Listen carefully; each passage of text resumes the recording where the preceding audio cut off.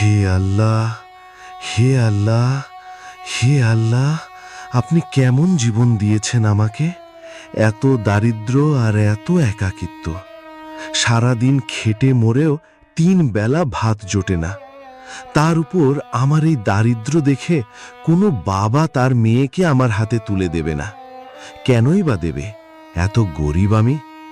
তবে কি আমি এত পাপ করেছি যে আমার ভাগ্যে শুধু ক্ষুধার একাকিত্বই লেখা আছে? কাঠুরে নিজের ভাগ্যকে অভিশাপ দিতে দিতে কাঠ নিয়ে তার মালিকের কাছে গেল। কি খবর রে কাঠুরে? আমি তোকে নিয়ে এত আশাই করেছিলাম, আর তুই কোনো কাজের না, শুধু এই কাঠ কাটা বাদে। তোর মতো গরিব আর ফাটা কাপড়ের লোককে কেউ কাজ দিত না। তবে একটা কথা বলতে হয়, কাঠ কেটে আনার কাজটা তুই বেশ ভালো করিস, তাই আজ আমি খুশি হয়েছি। এই নে 5টা তামার মুদ্রা, আর হ্যাঁ, কাল সময় মতো কাঠ নিয়ে আসবি। জি মালিক। সেখানে দাঁড়িয়ে থাকা এক লোক বলল, আরে ভাই, এ কি করলে? সে সারাদিন খেটে কাঠ এনেছে, আর তুই তাকে শুধু 5টা তামার মুদ্রা দিলি? এতে তার দিন কাটানোই কঠিন হবে। আরে ওটা একেবারে বোকার মতো মানুষ। ও জানেই না কোন কাজের কত দাম পাওয়া উচিত। আর দুনিয়ার নিয়মই হচ্ছে বোকা আর দুর্বলদের সবসময় চেপে ধরা হয়। আমিও আমার লাভ দেখি, এটাই স্বাভাবিক। কিন্তু এত বছর ধরে সে তোর জন্য কাজ করছে, এত কম টাকায়। ভিখারিরাও তো এর চেয়ে বেশি কামায়।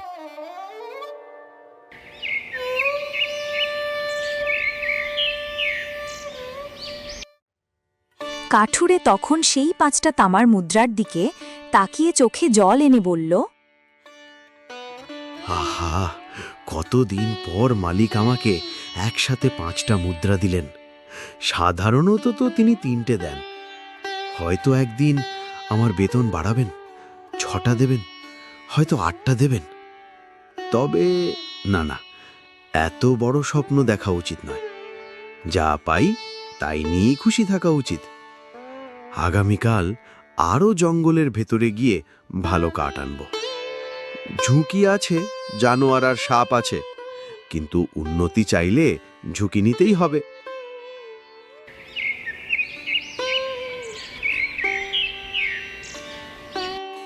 পরদিন ভোরে কাঠুরে আল্লাহর কাছে হাত তুলে দোয়া করলেন। হে আল্লাহ, আমি প্রতিদিন আপনাকে ডাকছি, একবার আমার কথা শুনুন। আমার শুধু চাই মালিক আমার বেতন বাড়িয়ে দেন আর আমাকে একটা ভালো জীবন সঙ্গিনী দেন। এরপর আমি কিছুই চাইব না। তখন সেখান দিয়ে একজন মুরব্বি যাচ্ছিলেন এবং তার কথা শুনে তাকে বললেন, তোমার কি হয়েছে? তুমি কেন কান্না করছো? কাঠুরে তার জীবনের সমস্ত দুঃখ এবং কষ্টের কথা সেই মুরব্বির কাছে খুলে বলেন। পরে মুরব্বি তাকে বলেন, বাবা, জঙ্গলের ভেতরে যেও না, খুব বিপদ।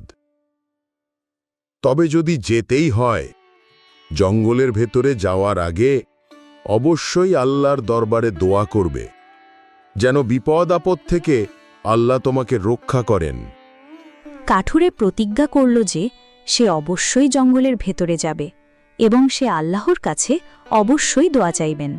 জঙ্গলে গিয়ে কাঠুরে সেই মুরব্বির কথা স্মরণ করে আল্লাহর দরবারে হাত তোলেন এবং সে তার জীবনের কথা তার কাছে খুলে বলল। হে আল্লাহ, আমি খুব গরিব, খেটে খেয়ে বেঁচে থাকি, মাঝে মাঝে না খেয়েও জীবন যাপন করি। বিয়েও হয়নি, এখন বাঁচার ইচ্ছেই হারিয়ে যাচ্ছে। আল্লাহ, তুমি আমার শেষ আশা। আমি প্রতিবার কাঠ আনতে এসে তোমার কাছে দোয়া চাইব। আমাকে তুমি দয়া করো এবং বিপদ আপদ থেকে রক্ষা করো। তারপর কাঠুরে জঙ্গলের ভিতরে কাঠ কাটে এবং সে কাঠ নিয়ে তার মালিকের কাছে রওনা হল। কাঠুরে কাঠ কেটে মালিকের কাছে আসে এবং সেখানে তার মালিকের সাথে আরও কয়েকজন ব্যবসায়ী উপস্থিত ছিলেন। মালিক তাকে দেখে বলল, অরে বাহ, আজ তুই দারুণ কাঠ এনেছিস। আমি তোকে 3 না, 4 না, 5 না, পুরো 8টা তামার মুদ্রা দেব। কাঠুরে আনন্দে কেঁদে ফেলল, কিন্তু চারপাশের লোকেরা তার উপর হাসল। কাঠুরে কাঠ দিয়ে তার পাওনা মুদ্রা নিয়ে বাড়িতে রওনা হলো। পথে এক সৎ ব্যবসায়ী কাঠুরেকে ডাকলেন এবং বললেন, এ কি করেছ? এত দামি কাঠ মাত্র 8 তামার মুদ্রায় বেচে দিয়েছ। কাঠুরে অবাক। ব্যবসায়ী বুঝিয়ে দিলেন সে কত বড় ভুল করেছে। তুমি যে কাঠ দিয়েছ এই কাঠের দাম আসলে 8 রূপার মুদ্রা, আর সাধারণ কাঠও 2 রূপার মুদ্রায় বিক্রি হয়। জঙ্গলের ভিতরের ঝিলের ওপারের কাঠের দাম তো সোনার মুদ্রায় বিক্রি হয়। কাঠুরে এই কথা শুনে অজ্ঞান হয়ে গেল। ব্যবসায়ী তাকে তার ঘরে নিয়ে এলেন, সেবা করলেন। কিছুক্ষণ পরে তার জ্ঞান ফিরে আসে এবং ব্যবসায়ী তাকে বলেন, আমি তোমার ভালোর জন্যই বলেছি। তুমি চাইলে তোমার এতদিন জীবন যেভাবে কেটেছিল ঠিক সেভাবেই কাটাতে পারো, আর যদি চাও আমার সাথে কাজ করে উন্নতি লাভ করতে, তাহলে করতে পারো। পুরোটাই তোমার সিদ্ধান্ত। দেখো, আমি তোমাকে ঠকাবো না। তুমি যদি আমার কাছে কাঠ বিক্রি করো, আমি তোমাকে আসল দামই দেব, আর এভাবেই তুমি গরিবি থেকে মুক্তি পাবে। কাঠুরে খুব খুশি হয় এবং ব্যবসায়ীর কথায় রাজি হল। আমি এতদিন যাকে বিশ্বাস করেছি সে আমাকে শুধু তার লাভের জন্য ব্যবহার করেছে, আর আপনি আমাকে না চিনেও আমার ভালোর জন্য চিন্তা করছেন। আপনি খুবই ভালো একজন মানুষ।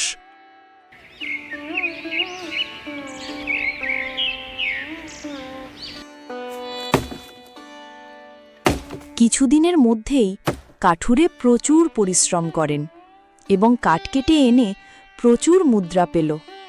ব্যবসায়ী তাকে তার ভাতিজির জন্য উপযুক্ত পাত্র হিসেবে ভাবলেন। তুমি তো এখন অনেক পরিশ্রম করে কিছু মুদ্রা উপার্জন করেছ। এখন তুমি চাইলে একটা বিয়ে করে তোমার জীবনকে আরো সুন্দর করে তুলতে পারো। আর আমি চাই আমার ভাতিজিকে তোমার সাথে বিয়ে দিতে। আমি আশা করি তুমি আমার ভাতিজির জন্য উপযুক্ত একজন মানুষ। তুমি কি তাতে রাজি আছো? কিন্তু আমি কি তার জন্য উপযুক্ত একজন মানুষ? আমি তো অনেক গরিব। তবে আপনি আমার যেহেতু ভালোর জন্যই বলেছেন, তাই আমি রাজি। সে আবার আল্লাহর কাছে হাত তুলে শুকরিয়া আদায় করেন। হে আল্লাহ, আপনার দয়ায় আমার জীবন বদলেছে। এখন আমি চাই আমার হবু স্ত্রীও সুখে থাকুক। তাই আমি ঝিলের ওপারেও যাব। সেখান থেকে কাঠ কেটে এনে আমি অনেক মুদ্রা উপার্জন করব, যাতে করে আমার হবু স্ত্রী খুব সুখে থাকতে পারে। তার জন্য কোনো কিছু কষ্ট না পেতে হয়। আপনি আমায় সহায়তা করুন আল্লাহ।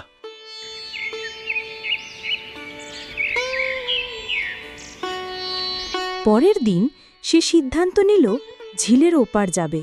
আর এই কথা শুনে ব্যবসায়ী বহুবার তাকে সাবধান করলেন, কিন্তু কাঠুরে তার কথা না শুনে মনে মনে সিদ্ধান্ত নিলেন সে অবশ্যই ঝিলের ওপারে কাঠ কাটতে যাবে।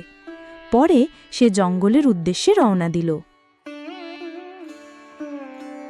সেদিন রাতে আর কাঠুরে ব্যবসায়ীর কাছে ফিরল না। ব্যবসায়ী এই বিষয়টা নিয়ে খুব ভয় পায় এবং বলে, আমি কেনই বা তাকে বললাম ঝিলের ওই পারে কাঠের কথা? আমি না বললে তো আর আজ এমন বিপদ হতো না। সকলে ধরে নিল সে মারা গেছে। হঠাৎ সকালে সে রক্তাক্ত আহত অবস্থায় ফিরে এলো। সবাই অবাক। আমি শুধু আমার হবু স্ত্রীর জন্যই ঝুঁকি নিয়েছিলাম। এই কথা বলে কাঠুরে অজ্ঞান হয়ে মাটিতে পড়ে যায় এবং ব্যবসায়ী তাকে নিয়ে একজন ডাক্তারের কাছে যান এবং সেখানে সে ধীরে ধীরে সুস্থ হয়ে যায়। যদিও মৃত্যুর মুখ থেকে ফিরে এসেছিল, সে এত দামি কাঠ এনেছিল যে একেবারে 5টা সোনার মুদ্রা পেল।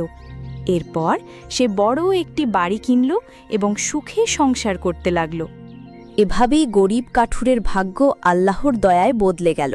তাই সবাই মনে রাখবেন, বিপদে পড়লে অবশ্যই আপনি আল্লাহ ব্যতীত অন্য কারো কাছে মাথা নত করবেন না, কারণ আল্লাহই আপনাকে সমস্ত বিপদ থেকে রক্ষা করার মালিক।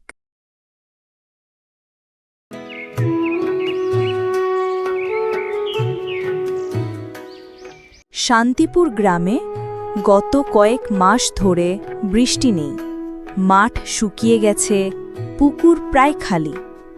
সবাই চিন্তা করে যে এখন চাষাবাদ কিভাবে করা যাবে, কারণ পানি ছাড়া তো চাষাবাদ সম্ভব নয়। তাই গ্রামবাসী এই বিষয়টা নিয়ে শুধু দুশ্চিন্তা করে।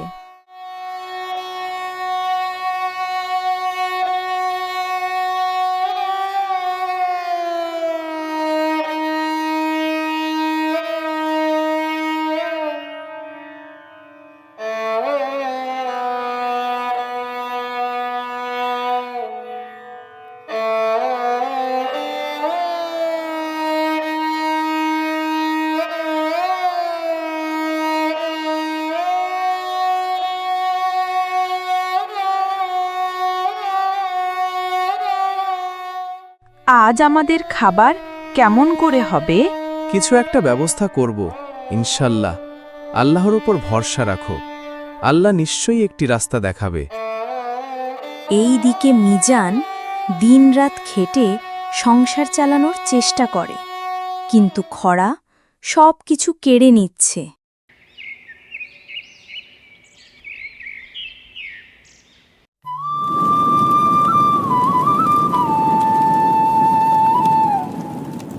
শুনেছ, পাশের গ্রামে নাকি কাজ দিচ্ছে খাবারের বিনিময়ে, তাই সবাই সেখানে কাজ করার জন্য রওনা হচ্ছে। তোমরা যাবে? এই খবর যেন আশার আলো নিয়ে এলো। মিজান সিদ্ধান্ত নিল সকালে সে পাশের গ্রামে যাবে কাজের সন্ধানে।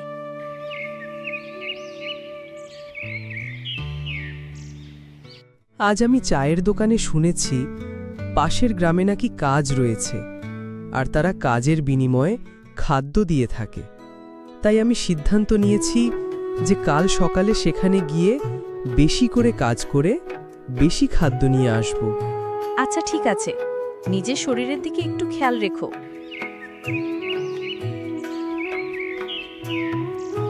পরের দিন সকালেই মিজান পাশের গ্রামের উদ্দেশ্যে রওনা হলো। আকাশে রোদ তখন তীব্র, কিন্তু আশার আলো যেন মিজানের পায়ে শক্তি যোগাচ্ছিল।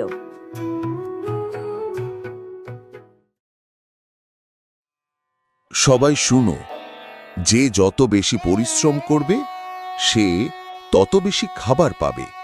তাই সবাই মনোযোগ দিয়ে কাজ করবে, যাতে বেশি বেশি খাবার নিয়ে বাড়িতে যেতে পারো। মিজান সারাদিন খেটে শেষে 1 বস্তা চাল আর কিছু ডাল পেল।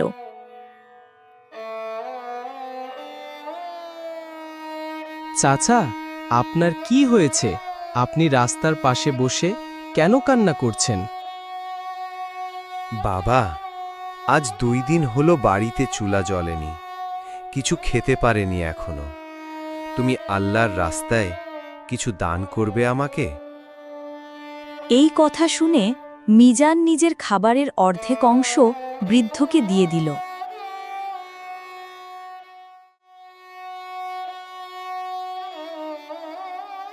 তুমি তো বেশি খাবার আনার কথা বলেছিলে, কিন্তু বাকিটা কোথায়? যেখানে কেউ ক্ষুধার্ত থাকবে সেখানে আমাদের খাবারও তাদের জন্য। আমি তো কিছু না কিছু খেয়ে থাকতে পারবো, কিন্তু একজন বৃদ্ধ লোককে রাস্তার পাশে কাঁদতে দেখে খাবারের কিছু অংশ আমি তাকে দিয়ে দিয়েছি। ভালো করেছো তুমি। আল্লাহর রাস্তায় দান করলে আল্লাহ অবশ্যই তার প্রতিদান একদিন দিবে আমাদের।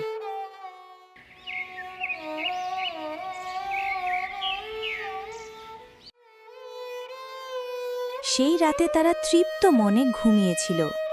এভাবে কয়েকদিন চলে গেল। কয়েকদিনের মধ্যে গ্রামে বৃষ্টি এলো, খরা ভেঙে নতুন ফসলের আমেজ নেমে এলো। খরা শেষে শান্তিপুরে যখন নতুন ফসল এলো, সবাই মিজানকে মনে রাখল তার দয়া আর খাদ্য ভাগাভাগি করার জন্য। কারণ প্রকৃত সম্পদ জমি বা ধন সম্পদ নয়, মানুষের হৃদয়ের উদারতা।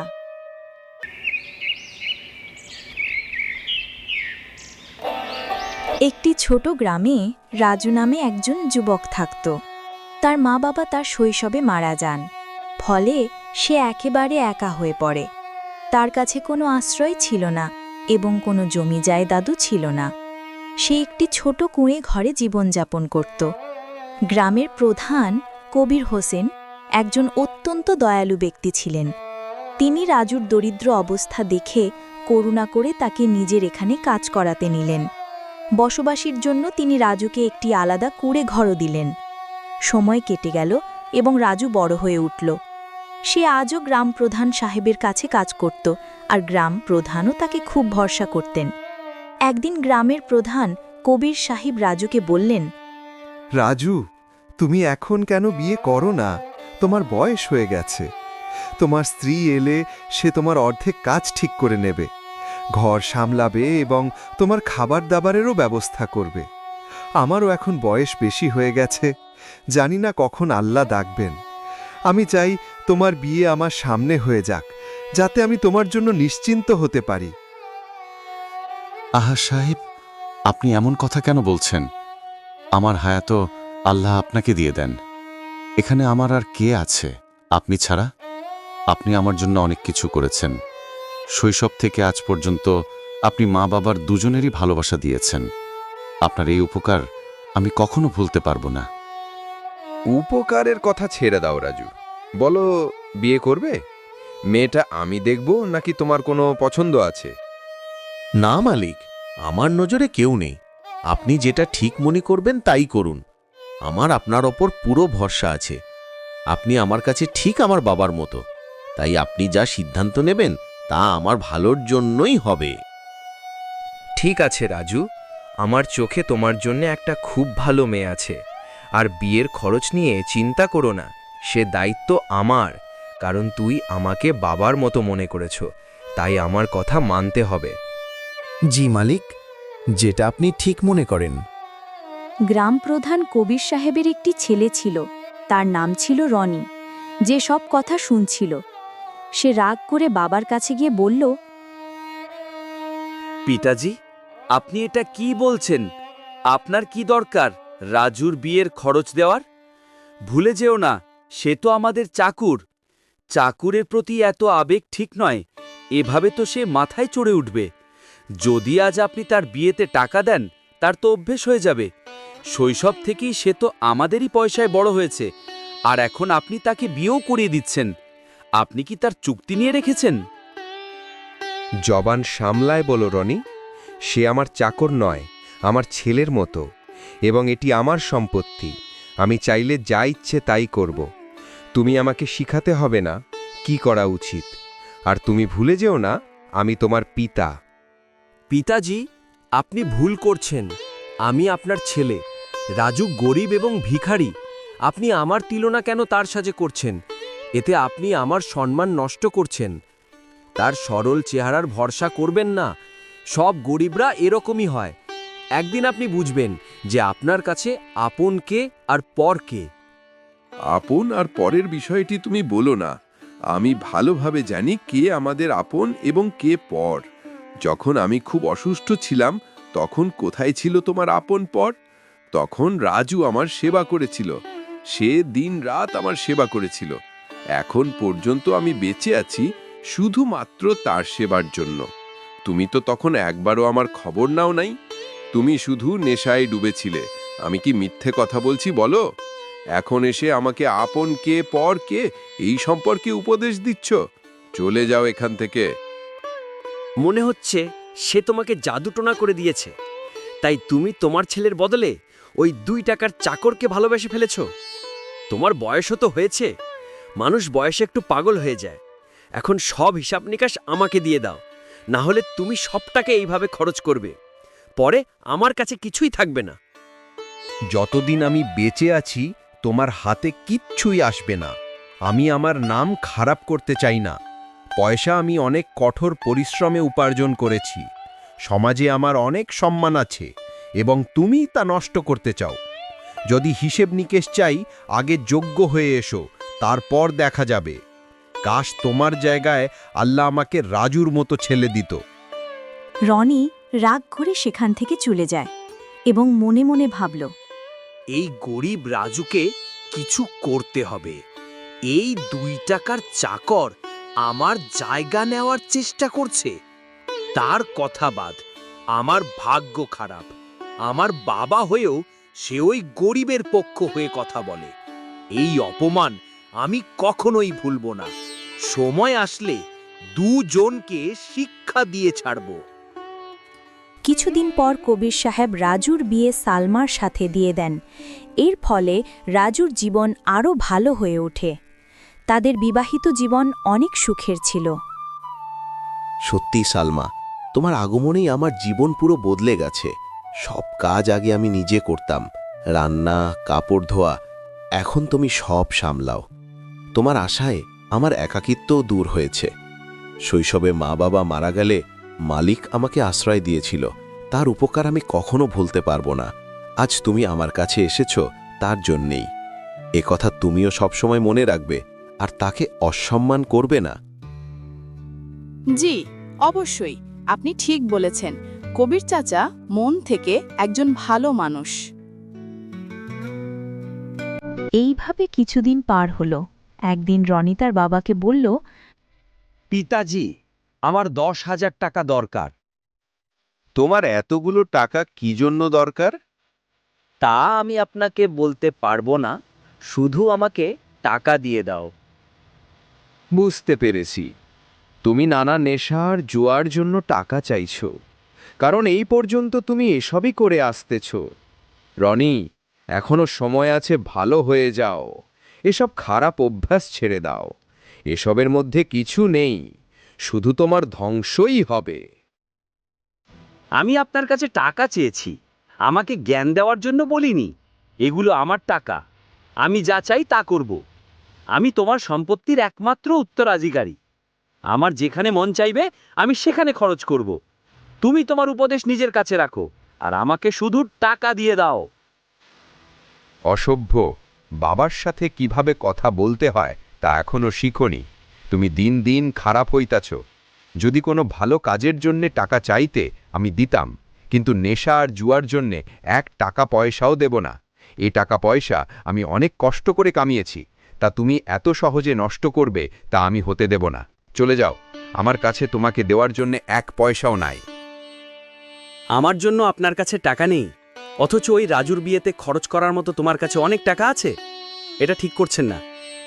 আরও একবার ভাবুন, না হলে ভালো হবে না কিন্তু। অসভ্য, নিজের বাবাকে ধমক দিচ্ছ? ছোট থেকে পর্যন্ত আমি তোমাকে কোনো কিছুর অভাব দেখাইনি। আর কিসের পয়সা? তুমি আজ পর্যন্ত কয় টাকা কামাইতে পারছো? অনেক আদর যত্ন করে তোমাকে বড় করেছি। মনে হচ্ছে এটাই আমার ভুল ছিল, যার শাস্তি এখন আমি পাইতেছি। তুমি চলে যাও এখান থেকে, তোমার সাথে আর কিচ্ছু বলতে চাই না। রনি রাগ করে ঘর থেকে বেরিয়ে গেল। রাজু তার মালিকের কষ্ট দেখে জিজ্ঞেস করল, মালিক, কি হয়েছে? আপনাকে খুবই চিন্তিত দেখাচ্ছে। কি আর বলবো, রনি আমাকে খুব কষ্ট দিচ্ছে। সে ক্রমে খারাপ হয়ে যাচ্ছে। সঠিক ও ভুলের পার্থক্য ভুলে গেছে। আমি জানি না তার ভবিষ্যৎ কি হবে। মালিক, চিন্তা করবেন না, সব ঠিক হয়ে যাবে। আপনি ছোট মালিকের সাথে কথা বলে তাকে ভালোভাবে বোঝান। সে অবশ্যই বুঝতে পারবে। তার মন ততটা খারাপ নয়। রাজু, তুমি জানো না, এখন কথা বলে হবে না। ব্যাপার হাত থেকে বেরিয়ে গেছে। তাকে নিয়ন্ত্রণ করতে কঠোর সিদ্ধান্তে যেতে হবে। এদিকে রনি অনেক রেগে গেলেন এবং ভাবছিল, আমিও দেখব আমাকে টাকা না দিয়ে অন্য কাউকে কিভাবে টাকা দিবেন। আমি যে টাকা পাবো না, সেই টাকা অন্য কাউকে দিতেও দেব না। আমাকে যে কোনো উপায়ে টাকা পেতে হবে। আমাকে অন্য উপায় দেখতে হবে। সোজা আঙুলে ঘি না উঠলে আঙুল বাঁকা করতে হবে। পরের দিন কবির সাহেবের সিন্দুক থেকে 1 লাখ টাকা হারিয়ে যায়। কবির সাহেব তার আশেপাশের লোকদের জিজ্ঞেস করে, কিন্তু টাকা পাওয়া যায় না। তখনই কবির সাহেবের ছেলে রনি সেখানে এসে বলে, কি হয়েছে পিতাজি? আপনাকে অনেক চিন্তিত দেখাচ্ছে। সিন্ধুক থেকে 1 লাখ টাকা হারিয়ে গেছে। কেউ বলতে পারছে না কে টাকাটা নিয়েছে। ওহ, নিশ্চয়ই এই কাজ রাজু করেছে। তুমি কি বলছো? আমি রাজুর ওপর পূর্ণ বিশ্বাস করি, সে কখনো এমন কিছু করবে না। তার ওপরে বিশ্বাস করে আপনি ভুল করেছেন। সে আপনার বিশ্বাস রাখার লোক নয়। সে আমাদের টাকা কোথায় রাখি তা জানে। তুমি তাকে কখনো কখনো সিন্ধুকের চাবিও দিতে। এখন বুঝলাম সে দিনরাত তোমার চারদিকে কেন গুড় করছিল। ইতিমধ্যে রাজু সেখানে এসে উপস্থিত হন এবং সবাইকে একসাথে দেখে সে জিজ্ঞেস করল, কি হয়েছে? এখানে কেন সবাই জড়ো হয়ে আছেন? কোনো সমস্যা হলো নাকি? এত কিছু করার পরও এখানে এসে জিজ্ঞেস করছো কি হয়েছে? সাহস তো দেখো তার। সে মনে হচ্ছে কিছুই জানে না। সিন্দুক থেকে টাকা চুরি করে এখন আবার চেহারা দেখাতে এসেছে। তোমার শরম নেই? যে থালায় খাও সেই থালায় ফুটা করো। মালিক, এই ছোট মালিক কি বলছে? আমি তো কিছুই বুঝতেছি না। চুরি করেছি আমি? এটা তো আমি স্বপ্নেও ভাবতে পারি না। এত ভালো সাজার দরকার নেই। সত্যি সত্যি বলো টাকা কোথায় রেখেছ, না হলে এখান থেকে লাথি মেরে বের করে দিব। তোমার মতো খারাপ লোককে আমার চেনা আছে। তোমরা প্রথমে বড়লোকের মন জয় করো এবং পরে তাদের সম্পত্তির দিকে খারাপ নজরে তাকাও। আমার বাবা তোমার জন্যে কি না করেছে, আর তুমি তার এই প্রতিদান দিলে। রাজুর এই কথা শুনে মনে খুব কষ্ট পায় এবং তখনই কবির সাহেব বলে উঠলেন, অনেক হয়েছে, আর একটা কথাও রাজুর বিরুদ্ধে বলবে না। আমি রাজুর ওপর তোমার চেয়েও বেশি বিশ্বাস রাখি। সে কখনো এমন কাজ করবে না। সে দরিদ্র হলেও তার নীতি নৈতিকতা অনেক বেশি, যেখানে তুমি চাইলেও পৌঁছাতে পারবে না। এই 2 টাকার চাকরের জন্য তুমি আমাকে অপমান করছো? আমি বলছি সেই চোর। সে তোমার চোখে কাপড় বেঁধে রেখেছে, যার কারণে তুমি বুঝতে পারছো না। আচ্ছা, আমার কথা বিশ্বাস না হলে তার ঘর তল্লাশি করো। আমার মনে হচ্ছে সে টাকা নিয়ে সেখানে রেখেছে। অনেক হয়েছে। তুমি শুধু শুধু রাজুর উপর দোষারোপ করছো। আমার তো মনে হয় রাজু টাকা চুরি করে নাই, তুমি চুরি করেছ। কারণ আমি সেদিন তোমাকে টাকা দেই নাই, আর সেজন্যই হয়তো তুমি টাকা সরিয়ে রাজুর উপর দোষ চাপিয়ে দিচ্ছ এবং তাকে আমার থেকে দূরে সরিয়ে দিতে চাচ্ছ। তুমি এখন আমাকে সন্দেহ করছো? আচ্ছা ঠিক আছে, তাহলে তুমি আগে আমার ঘর তল্লাশি করো।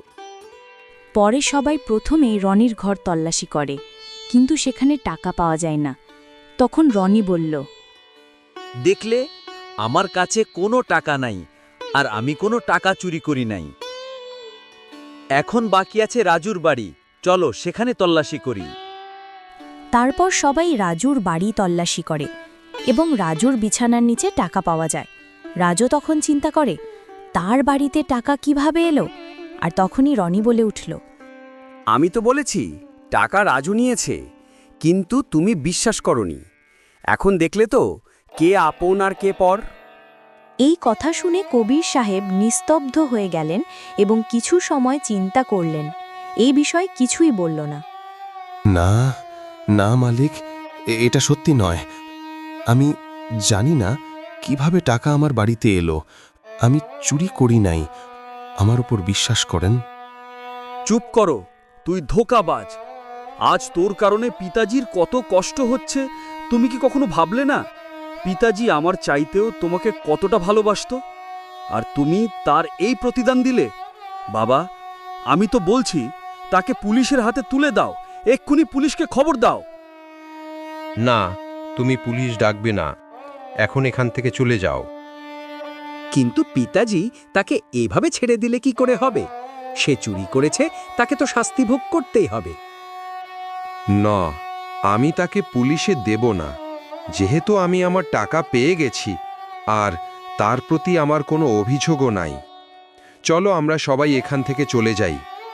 একথা বলে তারা সবাই রাজুর বাড়ি থেকে চলে যায়। তখন রাজু তার বউয়ের সাথে বলল, সালমা, আজ কি হয়ে গেল? আমি আমার বাবার সমান মালিকের মনে কষ্ট দিয়েছি। তিনি আমার জন্য ভেঙে পড়েছেন। সে এখন আমাকে নিয়ে কি ভাবছেন, আল্লাহই ভালো জানেন। দেখো, এ নিয়ে দুশ্চিন্তা করো না, আল্লাহই ভালো জানেন টাকাটা কিভাবে আমাদের ঘরে আসলো। টাকাটা যেহেতু তুমি আনো নাই, তাহলে সেটা নিয়ে চিন্তা করার কিছু নাই। আল্লাহ একদিন সত্যিটা সামনে নিয়ে আসবে। না না, আমাকে মালিকের সাথে দেখা করতেই হবে। জানি না সে আমাকে নিয়ে কি চিন্তা করছেন। তাকে বুঝিয়ে বলতে হবে আমি এ কাজ করি নাই। তুমি এখন সেখানে যাওয়ার কোনো দরকার নাই। দেখলে না, কেউ তোমার কথা বিশ্বাস করে নাই, এমনকি মালিকও কিছু না বলে চলে গেলেন। মালিকের এখানে কোনো দোষ নাই, তিনি ভেঙে পড়েছেন। যদিও আমি টাকা চুরি করি নাই, কিন্তু টাকাটা আমার ঘরে পাওয়া গেছে। এখন আমি কিভাবে তার কাছে আমার সততা প্রমাণ করব? এখন এই বিষয়ে কারোর সাথে কিছু বলার দরকার নাই। কিছুদিন চলে গেলে তারপর তুমি মালিকের সাথে কথা বলবে। আশা করি সে তোমার কথা বুঝতে পারবে।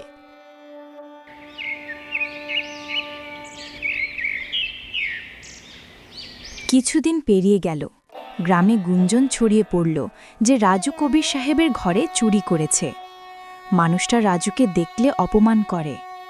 রাজু কবির সাহেবকে এক ঝলক দেখার জন্য ঘন্টার পর ঘন্টা তার বাড়ির বাইরে দাঁড়িয়ে থাকত, কেননা কবির সাহেব সেদিন থেকে বাড়ি থেকে বেরোচ্ছেন না। কদিন এইভাবে কেটে যায়। একদিন সালমা এসে রাজুকে বলে, দেখো, ঘরের সব মজুতকৃত খাদ্য দিন দিন শেষ হয়ে যাচ্ছে। আটা মাত্র 2 দিনের মতো বাকি। তুমি মালিকের ওপর কত দিন ভরসা করে বসে থাকবে? আমার মনে হয় তিনি আর তোমাকে কাজে রাখবে না। তোমাকে অন্য কোথাও কাজ খুঁজতে হবে, না হলে আমরা ক্ষুধায় যে মরে যাব। তুমি কেন আগে বলো নাই যে বাড়ির মজুতকৃত খাবার শেষের দিকে? আচ্ছা ঠিক আছে, আমি দেখছি কোনো কাজ পাই কিনা। তারপর রাজু গ্রামে একজন দোকানদারের কাছে গিয়ে কাজ চায়। আসসালামু আলাইকুম, আমাকে একটি কাজ দিবেন? আমি একটি কাজের জন্য ঘুরছি, ঘরে খাবার শেষের দিকে। একটা কাজের খুব প্রয়োজন, কাজ না পেলে খিদায় মরে যাব। তুই সেই রাজু না যে কবির সাহেবের এখানে টাকা চুরি করেছে? আমার এখানে তো তোর জন্য কোনো কাজ নেই, তোর ওপর আমার বিশ্বাস নেই। কি জানি কবে আবার তুই আমার এখানেও চুরি করস। চলে যা এখান থেকে। সেখান থেকে তখন রাজু দুঃখ পেয়ে চলে যায়। পরে সে সেখান থেকে জমিদার নাসিরউদ্দিন মহাজনের কাছে কাজের খুঁজে যায়। নাসিরউদ্দিন মহাজন তাকে কাজ দেওয়ার জন্য রাজি হন এবং বলেন, ঠিক আছে ভাই, তুমি কাল থেকে আমার এখানে কাজ করো। আমার এমনিতেই 2-3 জন মানুষের প্রয়োজন, অনেক কাজ পড়ে আছে। রাজু খুশি হয়। আর তখন নাসিরউদ্দিন মহাজনের স্ত্রী কুলছুমা এসে বাধা দেয় এবং নাসিরউদ্দিন মহাজনকে বলে, একে কাজ দেওয়া উচিত নয়, এখন ভালোর দিন নেই। আজ তুমি তাকে কাজ দেবে এবং কাল সে তোমার দোকান খালি করে চলে যাবে। তুমি জানো না সে কি করেছে? কবির সাহেবের এটাই ভুল ছিল যে তাকে ছোটবেলা থেকে বড় করেছে এবং তাকে বিয়েও করিয়েছে, কিন্তু সে তারপরেও তার ঘরে টাকা চুরি করেছে। এর পরেও যদি তুমি তাকে কাজে রাখো, তাহলে আমার চাইতে খারাপ অন্য কেউ হবে না। না, আমি তাকে কাজ দেব না। রাজু, দেখো ভাই, তোমাকে আমি কাজ দিতে পারবো না। তোমার জন্য আমি আমার ঘরে অশান্তি চাইব না। তুমি অন্য কোথাও গিয়ে কাজ খুঁজে নাও। রাজু হতাশ হয়ে সেখান থেকে চলে যায়। এদিকে রাজুর বউ সালমা রাস্তা দিয়ে হেঁটে যাচ্ছিল এবং শুনতে পায় গ্রামের মহিলারা তাকে নিয়ে খারাপ খারাপ মন্তব্য করছে। সে কিছু না বলে সেখান থেকে চলে যায়। কি হলো, কাজ পেয়েছো?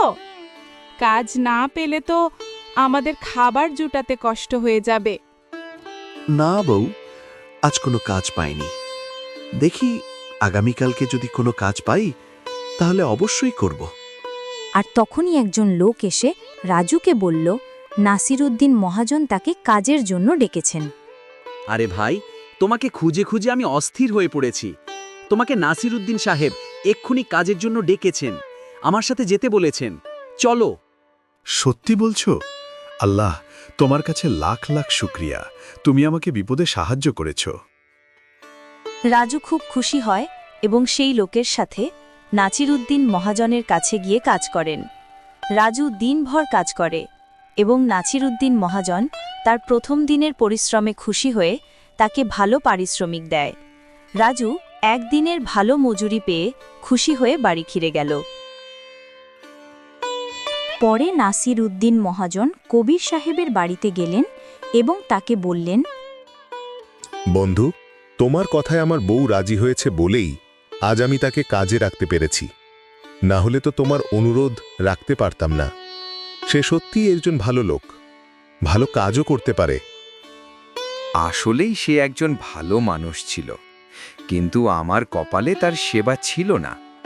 ভালো মানুষগুলো সবসময়ই এভাবে বিপদে পড়ে যায়। ধন্যবাদ বন্ধু, তুমি তাকে কাজে রেখেছ। এদিকে রনি তার কুকীর্তি সাজাচ্ছে। সে এক লোককে বলল, আমি শুনেছি রাজু এখন নাসিরউদ্দিন মহাজনের এখানে কাজ পেয়েছে। আমরা প্রথমে যেভাবে পিতাজির এখান থেকে টাকা সরিয়ে রাজুর বিছানার নিচে রেখেছিলাম, ঠিক এখন সেইভাবে নাসিরউদ্দিন মহাজনের এখান থেকে কিছু পণ্য সরিয়ে রাজুর বাড়িতে রেখে দিয়ে আসো। আমিও দেখতে চাই রাজু কিভাবে সুখে থাকে। তাকে খাবারের কষ্টে এবং টাকার জন্য হাহাকার করে মরতে দেখতে চাই আমি। কবির সাহেব এসব কথা পাশের রুম থেকে শুনতে পায়। এই কথা শুনে শোকে ভেঙে পড়ে। পরের দিন সে রাজুর খোঁজে বেরিয়ে পড়ে। কবির সাহেব সব গ্রামবাসীর সামনে এই কথাগুলো খুলে বলেন এবং সিদ্ধান্ত নেন তার ছেলে রনিকে সে কোনো সম্পত্তি দেবে না এবং তার 10 একর জমি রাজুর নামে করে দেন, যাতে রাজু কখনো কারো উপর নির্ভর না হয়ে যায়, এবং পুলিশে অভিযোগ দায়ের করানো হয়। অবশেষে পুলিশ রনি ও তার সহযোগীকে গ্রেফতার করে নিয়ে যায়। মনে রাখবেন, সবসময় সত্যের জয় হয়, আর তাই অন্যের ক্ষতি না চেয়ে সবাই আমরা সৎভাবে বেঁচে থাকার চেষ্টা করব, কারণ আল্লাহ তাআলা সৎ মানুষের পাশে থাকেন।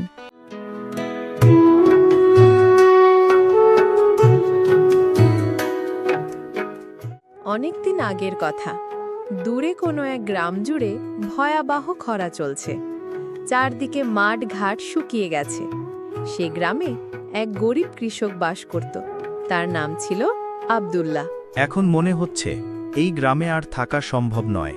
কাজের সন্ধানে আমাকে অন্য কোথাও যেতেই হবে। হাঁটতে হাঁটতে আব্দুল্লাহ এসে পড়ে শান্তিপুর নামে এক গ্রামে। নতুন জায়গা, পরিচিত কেউ নেই, থাকার জায়গা তো দূরের কথা, পেটে খাবারটাও নেই। হঠাৎ সে দেখে এক ধনী কৃষক নাসিরউদ্দিন মহাজনের বিশাল ফার্ম হাউস। মহাজন, আমি আব্দুল্লাহ, পাশের গ্রাম থেকে এসেছি। আমাদের গ্রামে খরা চলছে, কৃষি কাজ পুরোপুরি বন্ধ হয়ে গেছে। যদি আপনার কাছে কোনো কাজ থাকে, আমি করতে প্রস্তুত। তোমার অবস্থা তো সত্যি খারাপ দেখাচ্ছে। আমার কাছে একটা কাজ আছে, কিন্তু সেই কাজটি সহজ নয়। তুমি করতে পারবে তো? আপনি যে কোনো কাজ দিন মহাজন সাহেব, আমি সব কাজ করতে পারবো। আমি কখনোই পরিশ্রমে পিছপা হব না। আমার 60টা গরু আর মহিষ আছে। তাদের তুমি প্রতিদিন সুন্দর করে দেখাশোনা করবে এবং প্রতিদিন গোবর পরিষ্কার করতে হবে। সকাল বিকেল খাবার ও পানি দিতে হবে। আর তার বিনিময়ে তোমাকে আমি মাসে 300 টাকা মজুরি দেব, আর 2 বেলার খাবার ফ্রি। তুমি কি রাজি আছো? ঠিক আছে মহাজন সাহেব, আমি কাজটা নেব। তবে একটা অনুরোধ আছে, আমি যদি আপনার ওই গরুর সাথে গরুর ঘরেই থাকতে পারি, তাহলে আমার অনেক উপকার হবে। আমার তো থাকার কোনো জায়গা নেই। আচ্ছা, ঠিক আছে, তুমি থাকতে পারো। এভাবেই আব্দুল্লাহ গরু ঘরে থেকে নিজের দায়িত্ব পালন করতে থাকে। পরিষ্কার পরিচ্ছন্নতা, সময় মতো খাওয়ানো, সব কিছু নিখুঁতভাবে করে। নাসিরউদ্দিন মহাজনও তার কাজে সন্তুষ্ট হয়ে একদিন বলে, তোমার কাজ প্রশংসনীয়। তুমি আমার গরুগুলোকে খুব ভালো দেখাশোনা করো, আর গরুর দুধের পরিমাণও বেড়েছে। আর তাই আজ থেকে তোমার বেতন দ্বিগুণ করে দিলাম। এখন থেকে তুমি প্রতি মাসে বেতন পাবে 600 টাকা। আব্দুল্লাহ কৃতজ্ঞতায় জানায় এবং সে অনেক খুশি হয়। আর এভাবেই কয়েক মাসে তার হাতে কিছু টাকা জমে। সে একটি ছোট ঘর তৈরি করে ফেলে। এখন আর আমাকে গরু ঘরে গোবরের গন্ধে ঘুমাতে হবে না। এরপর থেকে আব্দুল্লাহ কাজ শেষে নিজের ঘরে ফিরে ঘুমায়। এমন করে কয়েকটি বছর কেটে যায় এবং আব্দুল্লাহর কাছে কিছু টাকা জমে, কিন্তু গ্রামে চুরির ঘটনা বাড়তে থাকে। চিন্তিত আব্দুল্লাহ একদিন নাসির উদ্দিন মহাজনের কাছে যায়। মহাজন সাহেব, আমি আপনার কাছে কাজ করে এতদিনে কিছু টাকা জমাতে পেরেছি, কিন্তু এখন মনে হচ্ছে টাকাগুলো আমার বাড়িতে রাখা নিরাপদ নয়। তোমার কথা ঠিক। চারদিকে যেরকম চুরির খবর আসতেছে, তাতে তোমার বাড়িতে টাকাটা রাখা নিরাপদ নয়। আমার জানা মতে একটাই জায়গাতে তোমার টাকা নিরাপদ থাকবে, আর সেটা হলো জমিদার আব্দুল মজিদ খানের বাড়িতে। শুনেছি উনি সৎ, মানুষের আমানত তার কাছে খুব ভালোভাবে গুচ্ছিত থাকে এবং তার বাড়িতে পাহারাদারও আছে। তাহলে আমি আগামীকালকে ওনার বাড়িতে গিয়ে ওনার সাথে কথা বলবো। পরের দিন আব্দুল্লাহ চলে যায় আব্দুল মজিদ খানের বাড়িতে। সেখানে গেলে তার সঙ্গে প্রথমে দেখা হয় তার বাড়ির পাহারাদারের সাথে, আর পাহারাদার তাকে জিজ্ঞেস করে, এখানে কি চাই, কার কাছে এসেছেন? ভাই, আমি এখানে আব্দুল মজিদ খান সাহেবের সাথে দেখা করতে এসেছি। আমার ওনার সাথে কিছু কাজ আছে। তিনি কি বাড়িতে আছেন? জি, উনি এখন বাড়িতেই আছেন। আপনি ওনার সাথে গিয়ে দেখা করতে পারেন।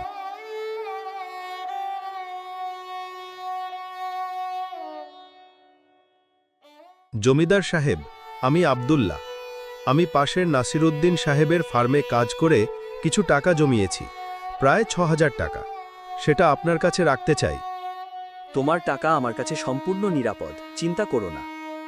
আব্দুল্লাহ টাকাটা দিয়ে দেয় এবং চিন্তামুক্ত হয়ে চলে আসে।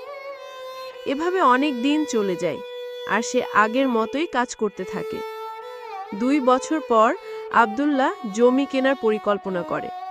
সে মনে মনে ভাবে যে অনেক দিনই তো কাজ করলাম, এখন নিজের একটা জমি কিনে সেখানে চাষাবাদ করে নিজে স্বাবলম্বী হব। তাই সে টাকা ফেরত চাইতে চলে গেলেন জমিদার আব্দুল মজিদ খানের বাড়িতে। মজিদ খান তাকে দেখে অবাক হয়ে বলে, তোমাকে তো আমি চিনতে পারছি না, আর তুমি এসে আমার কাছে টাকা ফেরত চাইতেছো? তুমি যে আমার কাছে টাকা রেখেছ, তার কোনো লিখিত প্রমাণ আছে তোমার কাছে? আমি আবার আমার সমস্ত দেনা পাওনার হিসাব লিখিত আকারে আমার কাছে গচ্ছিত রাখি। আপনার সততার ওপর ভরসা করেই তো টাকা রেখেছিলাম। তুমি আমার অসম্মান করছো এবং আমাকে অপমান করছো। পাহারাদাররা, ওকে উচিত শিক্ষা দাও। জমিদারের কথা শুনে তার পাহারাদাররা আব্দুল্লাহকে অনেক মারধর করে তাড়িয়ে দেয়। পরদিন নাসিরউদ্দিন মহাজন তার গরু ঘরে আব্দুল্লাহকে কাজ করতে না দেখে সে চলে যায় আব্দুল্লাহর বাড়িতে এবং জানতে পারে তার সাথে জমিদার কি অন্যায় করেছে। আর সে নিজের চোখে দেখে জমিদার আব্দুল্লাহকে কতটা আহত করেছে এবং তার দুঃখের কাহিনী শোনে। আব্দুল্লাহ, আমি নিজেই তোমাকে তার কাছে পাঠিয়েছিলাম, তাই এখন আমি এই সমস্যা সমাধান করব। তিনি এক কৌশল করেন। পরদিন নাসিরউদ্দিন সাহেব একটি সুটকেস ভর্তি টাকা নিয়ে আব্দুল মজিদ খানের বাড়িতে চলে যান। জমিদার সাহেব, আমি ব্যবসায়িক সফরে যাচ্ছি, আর তাই আমার উপার্জনকৃত টাকাটা নিয়ে আমি খুব চিন্তিত। এই সুটকেসে 50,000 টাকা আছে। আমি চাচ্ছি আপনার কাছে আমানত হিসেবে রাখতে, আর আমি আপনাকে ছাড়া আর কাউকে বিশ্বাস করতে পারি না। বাহ বাহ, বড় মাছ ধরা পড়ল এবার। ঠিক সেই সময় আব্দুল্লাহ সেখানে এসে হাজির হয়। আরে আব্দুল্লাহ, আমি দুঃখিত, তোমাকে সেদিন চিনতে পারিনি। তুমি তো ভালো ছেলে, তোমার টাকা এখনই ফেরত দিচ্ছি। আব্দুল্লাহ নিজের ৬,০০০ টাকা ফেরত পায় এবং সেখান থেকে চলে যায়। আর তখনই নাসিরউদ্দিন সাহেবের কর্মচারী এসে তাকে একটি খবর দেয় যে ব্যবসায়িক কাজে তাকে আর অন্য কোথাও যেতে হবে না, ব্যবসায়িকরা তার কাছে দেখা করার জন্য এসেছে। জমিদার সাহেব, এখন তো সফর যাওয়া বন্ধ হয়ে গেছে, টাকাও রাখার দরকার নেই। তবে আমি আপনার সততার প্রশংসা করি। এখন বুঝি আমি এইভাবে 2 দিক থেকেই ঠকে গেলাম। নাসিরউদ্দিন সাহেব, আপনি না থাকলে আমার কষ্টের জমানো টাকা হারিয়ে যেত। আব্দুল্লাহ, তুমি কি জানো যেই পরিশ্রম করে উপার্জন করে আল্লাহ তার সঙ্গে অন্যায় হতে দেন না, আর যারা অন্যের টাকা অন্যায়ভাবে আত্মসাৎ করে একদিন তাদের মুখোশ খুলেই যায়।